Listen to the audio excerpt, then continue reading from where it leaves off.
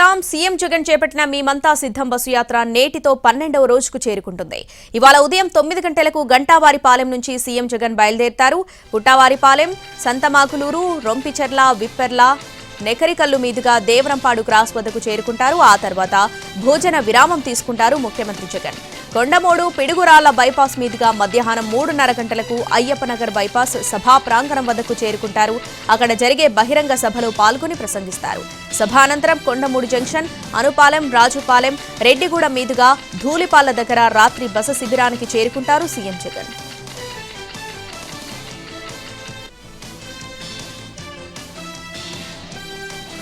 ఏపీలో ప్రధాన పార్టీల ప్రచారం జోరందుకుంది. ఇవాళ రేపు టీడీపీ అధినేత చంద్రబాబు, పవన్ కళ్యాణ్ కలిసి ఎన్నికల ప్రచారం నిర్వహించనున్నారు. గోదావరి జిల్లాలో ఇద్దరు కలిసి క్యాంపెయిన్లో పాల్గొననున్నారు. ఇవాళ తణుకు, నెడదవోలు నియోజకవర్గాల్లో ఇద్దరు ప్రచారం చేయనున్నారు. రేపు పి గన్నవరం, అమలాపురం నియోజకవర్గాల్లో ఉమ్మడిగా క్యాంపెయిన్ చేయనున్నారు.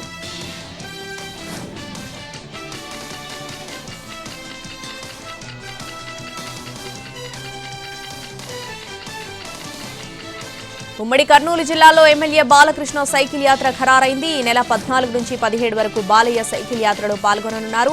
మొత్తం 11 నియోజకవర్గాల్లో బాలకృష్ణ సైకిల్ యాత్ర కొనసాగనుంది.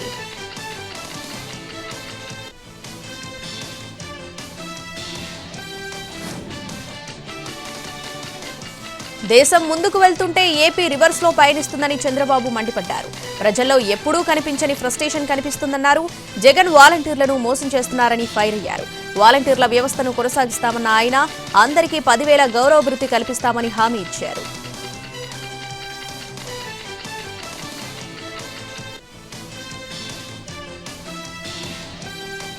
కూటమిలో సీట్ల సర్దుబాటు చాలా వరకు జరిగిపోయిందన్నారు టీడీపీ చీఫ్ చంద్రబాబు.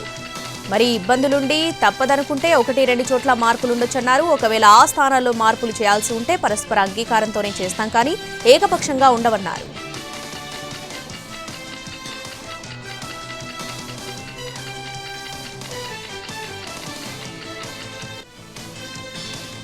తాము అధికారంలోకి వస్తే వాలంటీర్లకు 10,000 రూపాయలు ఇస్తామన్న చంద్రబాబుపై మండిపడ్డారు పేర్ని నాని. వాలంటీర్లపై చంద్రబాబు కల్లబొల్లి ప్రేమ ఒలకబోస్తున్నారని ఆరోపించారు. ఇంతకాలం మానసిక క్షోభకు గురిచేసి ఈ నెలలో పెన్షన్లు ఆపేశాక తిరుగుబాటు రావడంతో వాలంటీర్లకు గాలం వేసేందుకు యత్నిస్తున్నారని విమర్శించారు.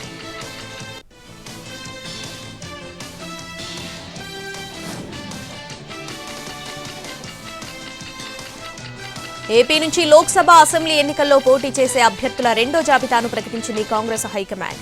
ఈ జాబితాలో మొత్తం 18 టికెట్లున్నాయి. 6 లోక్సభ స్థానాలు, 12 అసెంబ్లీ స్థానాలకు అభ్యర్థులను ప్రకటించింది ఏఐసీసీ. లోక్సభ సెగ్మెంట్లను చూస్తే విశాఖపట్నం టికెట్ను పులుసు సత్యనారాయణ రెడ్డికి ఇచ్చింది. అనకాపల్లి టికెట్ వేగి వెంకటేష్ కు, Eluru ticket Kavuri లావణ్యకిచ్చింది.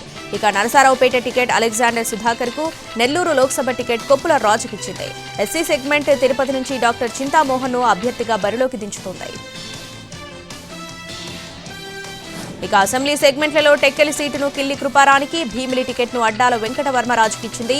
Visakha south ticket Vasupalli Santosh కు, గాజువాక టికెట్ లక్కరాజు రామరావుకు ఇచ్చింది. అరకులో శెట్టి గంగాధర స్వామికి, నర్సీపట్నంలో రుతాల శ్రీరామమూర్తికి, గోపాలపురంలో సోడదాసి మార్టిన్ లూథర్ కు, ఎర్రగొండుపాలెంలో బూదాల అజిత్రావుకు టికెట్లు ఇచ్చింది. పరుచూరు టికెట్ను నల్లగొర్ల శివ శ్రీలక్ష్మి జ్యోతికి, సంతనూతలపార్లో పాలపర్తి విజేష్ రాజ్, గంగాధర నెల్లూరులో దెయ్యాల రమేష్ బాబుకు టికెట్లు ఇచ్చింది. పూతలపట్టు టికెట్ ఎంఎస్ బాబుకు కేటాయించింది.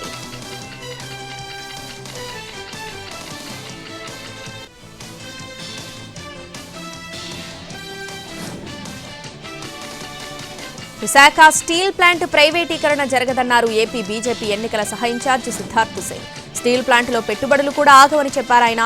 అటు పోలవరం ప్రాజెక్టు పునాదులలో లోపాలు జరిగాయని, డిజైన్లో మార్పులు చేశారని ఆరోపించారాయన. రాబోయే 5 ఏళ్లలో అమరావతి రాజధాని అవుతుందన్నారు.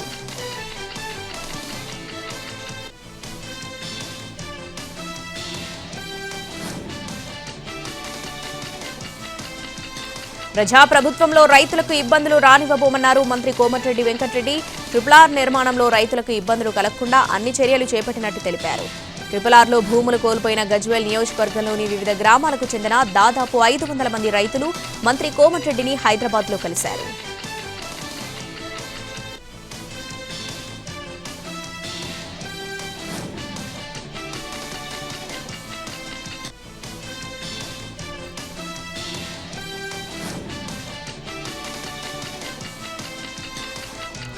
తెలంగాణలో బీఆర్ఎస్ ది ముగిసిన అధ్యాయమని అంటున్నారు బీజేపీ ఎంపీ లక్ష్మణ్. బీఆర్ఎస్ ఒక్క సీటు కూడా గెలవదని, ఆ పార్టీకి ఓటు వేస్తే మునిగిపోతుందని హెచ్చరించారు. తెలంగాణలో కాంగ్రెస్ మటుమాయం అవ్వడం ఖాయమన్నారాయణ. దేశంలోనూ మునిగిపోతున్న నావ కాంగ్రెస్ అని విమర్శించారు. తెలంగాణలో 10 నుంచి 12 ఎంపీ స్థానాలు సాధిస్తామని ధీమా వ్యక్తం చేశారు.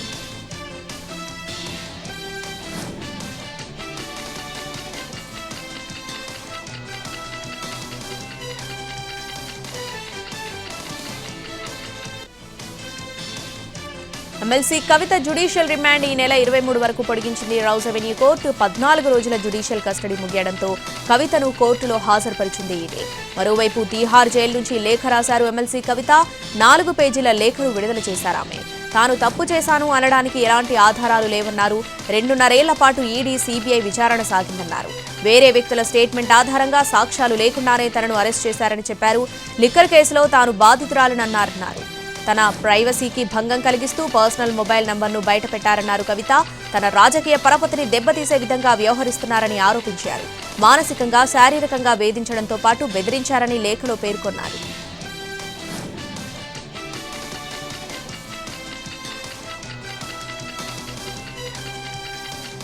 పశ్చిమ గోదావరి జిల్లా ఉండిలో టీడీపీ, జనసేన కార్యకర్తలు ధర్నాకు దిగారు. కూటమి ఎమ్మెల్యే అభ్యర్థి రామరాజు సీటును మారుస్తారంటూ జరుగుతున్న ప్రచారంపై 2 పార్టీలు ఆందోళన చేపట్టాయి. ఎమ్మెల్యే అభ్యర్థి రామరాజును మార్చొద్దంటూ ప్లకార్డులతో కార్యకర్తలు నినాదాలు చేశారు. సీటు మార్పు ఉంటుందనే అనుమానంతో ఆందోళన చేపట్టింది రామరాజు వర్గం. ఆత్మీయ సమావేశంలో రామరాజుకు సీటు కేటాయించాలని కోరుతూ కార్యకర్తలు నినదించారు.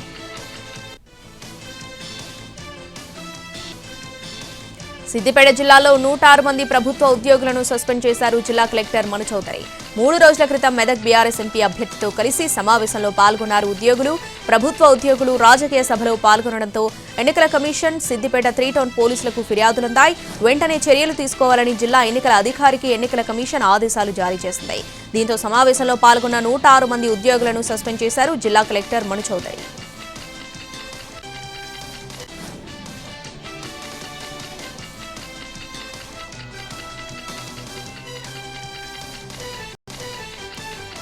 పెద్దపల్లి జిల్లా సుల్తానాబాద్ మండలంలో మధ్యప్రదేశ్ లిక్కర్ను పోలీసులు పట్టుకున్నారు. పక్కా సమాచారంతో ఎక్సైజ్ పోలీసులు కాట్నపల్లి సమీపంలోని ఓ గోదాంపై దాడులు నిర్వహించారు. 90 కాటన్ల మధ్యప్రదేశ్ మద్యాన్ని స్వాధీనం చేసుకుని సుల్తానాబాద్ ఎక్సైజ్ ఆఫీసుకు తరలించారు.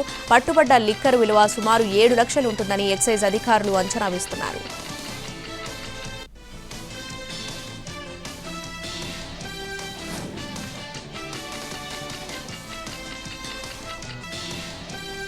మండు టెండలతో అల్లాడిపోతున్న తెలుగు ప్రజలకు వాతావరణ శాఖ చల్లని కబురు ప్రకటించింది. తెలంగాణలో వచ్చే 5 రోజుల పాటు తేలికపాటి వర్షాలు కురియనున్నాయి. రాగల 5 రోజుల పాటు ఉరుములు, మెరుపులతో కూడిన తేలికపాటి వర్షాలు కురిసే అవకాశం ఉందని హైదరాబాద్ వాతావరణ కేంద్రం వెల్లడించింది. మధ్య మహారాష్ట్ర వద్ద కేంద్రీకృతమైన ఆవర్తనం అంతర్గత కర్ణాటక మీదుగా దక్షిణ తమిళనాడు వరకు సగటు సముద్ర మట్టానికి 0.9 కిలోమీటర్ల ఎత్తులో కొనసాగుతుందని తెలిపింది. గంటకు 30 నుంచి 40 కిలోమీటర్ల వేగంతో ఈదురుగాలులు వీస్తాయని చెప్పింది. ఇక ఏపీలో కొన్నాళ్లుగా ఉష్ణోగ్రతలు తగ్గుముఖం పట్టాయి. రానున్న 3 రోజుల్లో ఉత్తర కోస్తాలో జల్లులు కురవడంతో పాటు గంటకు 30 నుంచి 40 కిలోమీటర్ల వేగంతో గాలులు వీస్తాయని వాతావరణ శాఖ వెల్లడించింది.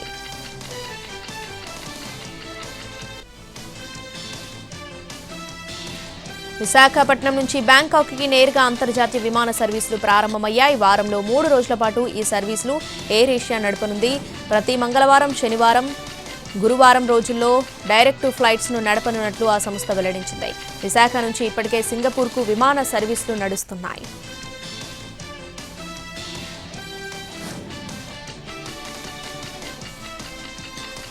శ్రీశైలంలో ఉగాది మహోత్సవాలు కన్నుల పండుగగా సాగాయి. మల్లికార్జున స్వామి అమ్మవార్ల రథోత్సవంలో వేలాది మంది భక్తులు పాల్గొన్నారు. ముందుగా స్వామి అమ్మవారి ఉత్సవ మూర్తులకు ఆలయంలో ప్రత్యేక పూజలు చేశారు వేద పండితులు. ఆ తర్వాత పల్లకిలో గంగాధర మండపం వద్ద ఉన్న రథశాలకు ఊరేగింపుగా తీసుకెళ్లి ప్రత్యేక హారతులిచ్చారు. అశేష జనవాహిని మధ్య రథోత్సవం కదలగానే అనాదిగా వస్తున్న ఆచారం ప్రకారం ఖర్జూరాలు, అరటిపళ్ళు రథంపైకి విసిరారు భక్తులు.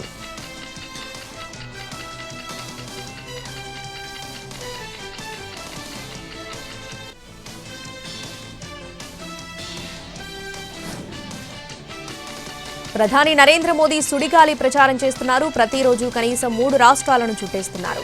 చెన్నైలో రోడ్ షో నిర్వహించారు. రోడ్డుకు ఇరువైపులా నిలిచిన తమిళనాడు వాసులు, బీజేపీ కార్యకర్తలు, అభిమానులు ప్రధాని మోదీకి పూల వర్షంతో ఘన స్వాగతం పలికారు.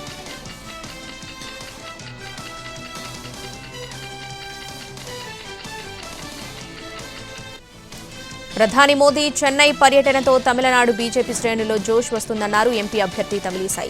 ప్రధానిగా మోదీ ఉండటం దేశ ప్రజల అదృష్టమన్న తమిళిసై ఆయన ప్రచారంతో తమిళనాడులోని బీజేపీ మరింత బలోపేతమవుతుందని ఆశాభావం వ్యక్తం చేశారు. ప్రధాని మోదీ ప్రచారంతో తమిళనాడు రాజకీయాల్లో ఖచ్చితంగా ప్రభావం ఉంటుందన్నారు.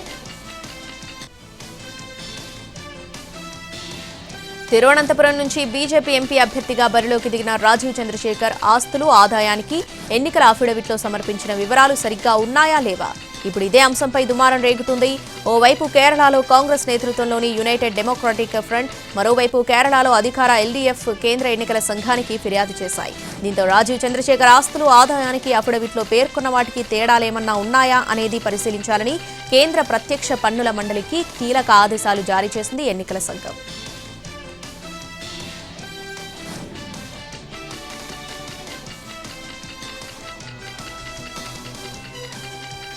ఢిల్లీ హైకోర్టులో సీఎం కేజ్రీవాల్ కు చుక్కెదురైంది. కేజ్రీవాల్ పిటిషన్ను కొట్టేసింది ఢిల్లీ హైకోర్టు. లిక్కర్ కేసులో అరెస్ట్, ట్రయల్ కోర్టు కస్టడీని సవాల్ చేశారు కేజ్రీవాల్. అయితే సీఎం కేజ్రీవాల్ అరెస్టును సమర్థించింది ఢిల్లీ హైకోర్టు. రిమాండ్ను చట్టవిరుద్ధంగా పరిగణించలేమన్న కోర్టు ఈడీ అరెస్టు చేయడాన్ని సమర్థించింది. వారి వద్ద తగిన ఆధారాలున్నాయని స్పష్టం చేసింది. కేజ్రీవాల్ సహకరించకపోవడం జ్యుడిషియల్ కస్టడీలో ఉన్న వాళ్లపై ప్రభావం చూపిందని తెలిపింది.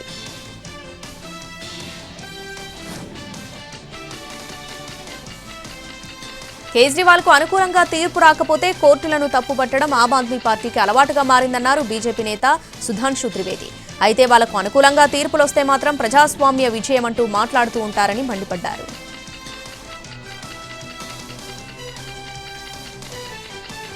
కర్ణాటక సీఎం సిద్ధరామయ్య లోక్సభ ఎన్నికల ప్రచార ర్యాలీలో అనూహ్య ఘటన కలకలం రేపింది. బెంగళూరులో కాంగ్రెస్ అభ్యర్థి సౌమ్యారెడ్డి తరపున సీఎం సిద్ధరామయ్య ప్రచారం నిర్వహించారు. ఈ సందర్భంగా నడుము బెల్టుతో తుపాకీతో వచ్చిన ఓ వ్యక్తి సీఎం ముందే హల్చల్ చేశాడు. బెంగళూరులోని విల్సన్ గార్డెన్ సమీపంలో ఈ ఘటన చోటు చేసుకుంది. సీఎం మినహా ఆయన పక్కన ఉన్న అందరికీ పూలమాలలు వేశారు. అనంతరం వాహనంపై నుంచి కిందకు దూకాడు. మారణాయుధం ధరించి ఉన్న వ్యక్తి సీఎంకు అత్యంత సమీపంలోకి ఎలా వెళ్లగలిగాడని విమర్శలు వెల్లువెత్తుతున్నాయి. ఈ ఘటన భద్రతా లోపాన్ని ఎత్తిచూపుతున్నాయి. తుపాకీతో సీఎం దగ్గరికి వెళ్లిన వ్యక్తిని రియాజ్గా పోలీసులు గుర్తించారు. ఆత్మరక్షణ కోసం అతను కొన్నేళ్ల నుంచి తుపాకీని వెంట పెట్టుకుంటున్నాడని తెలిపారు.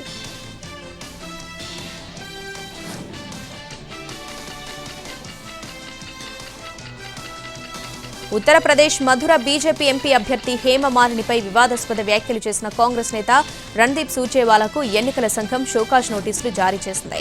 సాయంత్రంలోపు వివరణ ఇవ్వాలని ఈసీ పేర్కొంది. హేమమాలినిపై కాంగ్రెస్ నేత రణదీప్ సూర్జేవాలా అభ్యంతరకర వ్యాఖ్యలు చేశారంటూ వీడియోను బీజేపీ బయటపెట్టింది. ఈ వ్యాఖ్యలు మహిళలందరినీ అవమానించేలా ఉన్నాయంటూ ఈసీకి ఫిర్యాదు చేసింది. అయితే బీజేపీ విమర్శలను కాంగ్రెస్ ఖండించింది. తన ప్రసంగంలోని కొన్ని మాటలను తీసుకుని వక్రీకరిస్తున్నారని, పూర్తి ప్రసంగాన్ని చూడాలని రణదీప్ సూర్జేవాలా క్లారిటీ ఇచ్చే ప్రయత్నం చేశారు. బీజేపీకి మూడోసారి పట్టం కట్టొద్దని కాంగ్రెస్ అగ్రనేత చిదంబరం దేశవాసులను కోరారు. 10 ఏళ్లుగా పాలిస్తున్న బీజేపీ ప్రభుత్వం తమిళనాడును నిర్లక్ష్యం చేసిందని మండిపడ్డారు. తమిళనాడు నుంచి వసూలు చేసిన పన్నుల్లో కేంద్రం రూపాయికి 29 పైసలు మాత్రమే ఇచ్చిందన్నారాయన. ఫ్లడ్ రిలీఫ్ ఫండ్ ఇవ్వకుండా మొండిచేయి చూపిందన్నారు. నిత్యావసర ధరలు, ద్రవ్యోల్బణాన్ని అరికట్టడంలో పూర్తిగా విఫలమైందన్నారాయన. రికార్డుల స్థాయిలో నిరుద్యోగం పెరిగిందని విమర్శించారు.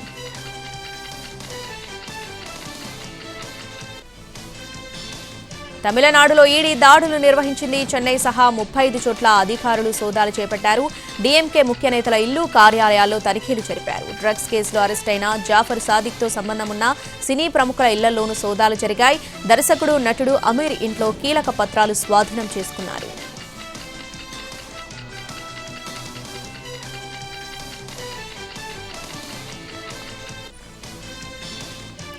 స్టాక్ మార్కెట్ రికార్డు గరిష్ట స్థాయిని తాకింది. తొలిసారిగా సెన్సెక్స్ 75,000 మార్కును అధిగమించింది. ఎన్ఎస్ఈ కూడా రికార్డు స్థాయికి చేరుకుంది. ఐటీ స్టాక్ల కొనుగోలు మార్కెట్ ర్యాలీకి దోహదపడ్డాయి.